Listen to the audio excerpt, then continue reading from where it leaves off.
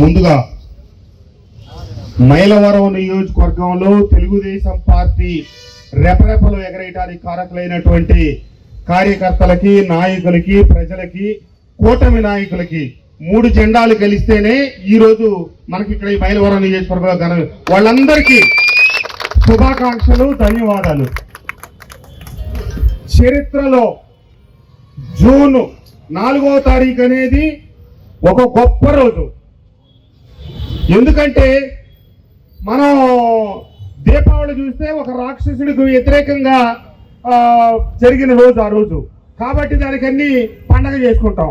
అదే రకంగా జూన్ 4వ తారీఖు కూడా దరిద్రం వదిలిన రోజు, మంచి జరిగిన రోజు, కూటమి అధికారంలోకి వచ్చిన రోజు, తన పదవి శాశ్వతం అనుకొని కన్ను మిన్ను కనపడకుండా చేసిన అరాచకాలకి రాష్ట్ర ప్రజలు ఇచ్చిన తీర్పే జూన్ 4వ తారీఖు.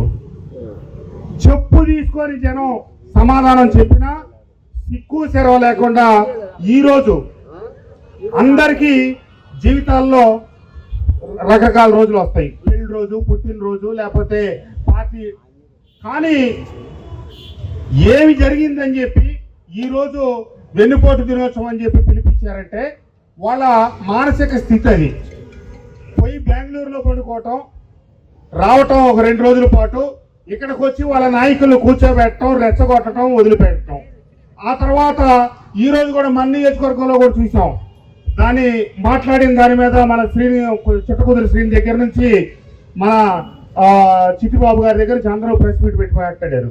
నేను మీకు ఒకటే చెప్తా ఉన్నానబ్బా, మీరు ఎక్కువ ఆవేశపడకండి. ఎవరేంటన్నది మైలవరం నియోజకవర్గ ప్రజలకి, రాష్ట్ర ప్రజల మొత్తానికి తెలుసు. జీవన్మృతుల గురించి మనం ఎక్కువ ఆలోచించాల్సిన పనిలే. మనం ప్రతి బజార్లో, ప్రతి వీధిలో మనకి రోజు కుక్కలన్నీ ఎదురవుతానే ఉంటాయి. అవి పక్కన వచ్చి మొరుగుతానే ఉంటాయి, కరవబోతాయి, అరవబోతాయి, ఏదో చేస్తూ ఉంటాయి.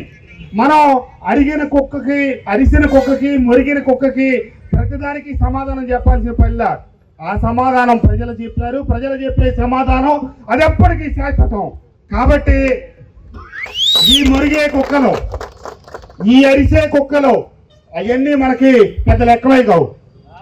చంద్రబాబు నాయుడు గారు అనే వ్యక్తి ఈ భారతదేశంలో సీనియర్ రాజకీయ నాయకుల్లో ఒకళ్ళు.